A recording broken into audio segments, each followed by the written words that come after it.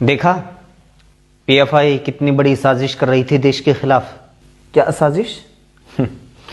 देश को मुस्लिम राष्ट्र बनाना चाहती थी।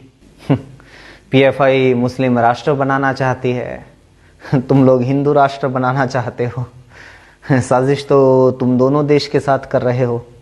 बीच में पिस हम जैसे लोग रहे हैं जो देश को विकसित राष्ट्र बनाना चाहते हैं। तो ऐसे सदस्यों को अपने शिकंजे में लिया है जो भारत को 2047 तक इस्लामिक देश बनाने के लिए ट्रेनिंग दे रहे थे। इन मुसलमानों ने भी ना देश का सत्यानाश कर रखा है। तेरा क्या बिगाड़ दिया मुसलमानों ने? तुझे क्या परेशानी है? मुझे क्या, सारे देश को परेशानी है। असल में तो मुसलमान का मतलब ही परेशानी है। ऐसा क्या कर दिया मुसलमानों ने? ये रोज इतनी वारदातें हो रही हैं, ये सब इतना टीवी में दिखाया जाता है, ये सब तुझे दिखाई नहीं देता क्या? वारदातें तो क्या ये सारी वारदातें मुसलमान करते हैं? भाई साहब, एनसीआरबी के आंकड़े बताते हैं कि हमारे देश में हर साल 60 लाख से ज्यादा वारदात होती हैं। मतलब रोज 16,000 से ज्यादा वारदात होती हैं। 80 लोगों की तो रोज जान ले ली जाती है। अब बता, ये सारी वारदात मुसलमान करते हैं? एक बार पता कर, इन वारदातों को अंजाम देने वाले हिंदू कितने हैं और मुसलमान कितने हैं? तुम्हें टीवी पर गिनी चुनी घटनाओं के बारे में बताया जाता है जिसमें कोई ना कोई मुसलमान एंगल जुड़ा हुआ हो। यानी एक अंकिता का आरोपी अगर कोई मुसलमान है तो तुझे दिन रात टेलीविजन के ऊपर दिखाया जाएगा, बताया जाएगा। लेकिन अगर किसी अंकिता का आरोपी किसी बीजेपी नेता का बेटा है, जैसा कि उत्तराखंड में है, उसके बारे में तुम्हें नहीं बताया जाता।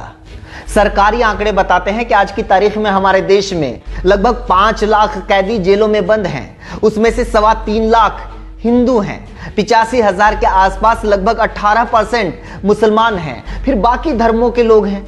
अगर सारी वारदातों को मुसलमान ही अंजाम देते हैं तो ये सारे कैदी मुसलमान होने चाहिए थे। असल में दिक्कत तेरी नहीं है, असली समस्या ये टीवी, ये मोबाइल है जिसके जरिए तुझे मैनिपुलेट किया जा रहा है। टीवी देखते ही तुझे अचानक से लगने लग जाता है कि सारी परेशानी ही मुसलमानों की वजह से है। और जब अपने स्टेट की बात आती है, अपने राज्य की बात आती है, तो तुझे लगने लग जाता है कि सारी परेशानी सिर्फ एक जाति की वजह से है। एक बात बता, 2-4 मुसलमानों के नाम तुझे याद हो जिसकी वजह से कभी तुझे कोई नुकसान हुआ हो या किसी मुसलमान ने तेरा कभी बुरा किया हो? मेरा तो आज तक किसी ने बुरा नहीं किया, क्योंकि मेरा तो आज तक कोई मुसलमान दोस्त रहा ही नहीं। मुसलमानों ने तेरा कभी कुछ बुरा नहीं किया, लेकिन तेरे चाचा ने तो तुम्हारा पुश्तैनी मकान दबा रखा है ना। तुम्हारे ताऊ ने आज तक दादा लाई जमीन तुम लोगों को नहीं दी। चाचा और ताऊ के खिलाफ तुम लोगों का कोर्ट में केस चल रहा है, लेकिन तुम्हें दिक्कत सिर्फ मुसलमानों से है ना।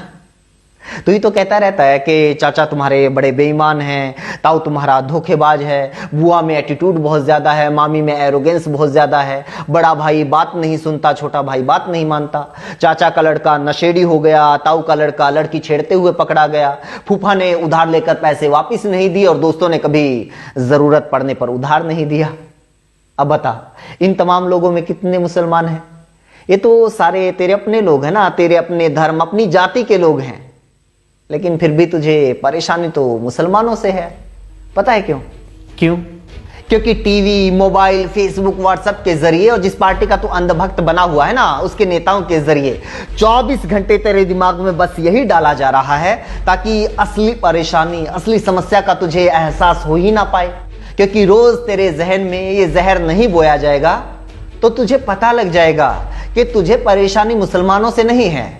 ये तेरे घर के सामने से जो टूटी हुई सड़क गुजर रही है ना, रोज जिसके ऊपर हादसे होते हैं, बाइक गाड़ी पलट जाती है। 2 हफ्ते पहले तो खुद तेरी माँ के ऊपर रिक्शा पलट गई थी, वो तो बेचारी आज भी बेड के ऊपर बैठी हुई है। अगर तुझे हिंदू मुसलमान में नहीं उलझाया जाएगा तो तुझे एहसास होने लगेगा कि तेरी बिजली का बिल लगातार बढ़ता जा रहा है, जबकि बिजली तो उतनी ही खर्च कर रहा है।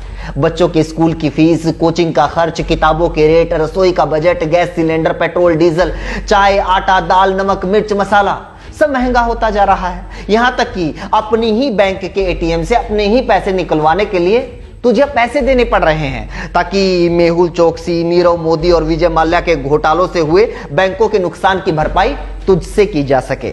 लेकिन तुझे तो इस बात का एहसास होने ही नहीं दिया जा रहा, और तुझे होगा भी नहीं, क्योंकि तू तो बहुत अमीर है। परेशानी तो तुझे सिर्फ मुसलमानों से है। मेरे भाई कम से कम तुझे तो ये बात अच्छे से समझ में आनी चाहिए थी, क्योंकि तू तो हरियाणा से है, ओबीसी कैटेगरी से आता है। खट्टर सरकार ने तुम लोगों का आरक्षण खत्म कर दिया, तुम लोगों के बच्चों के वजीफे खत्म कर दिए। जिन स्कूलों में तुम्हारे बच्चे पढ़ने के लिए जाते हैं उन स्कूलों को बंद किया जा रहा है। कॉलेज से साइंस और कॉमर्स की स्ट्रीम खत्म की जा रही है। एमबीबीएस की फीस को 20 गुना बढ़ा दिया गया है। कैसे पढ़ेंगे तुम लोगों के बच्चे? नौकरियों को पंसारी की दुकान पर सामान की तरह बेचा जा रहा है। पूरे देश में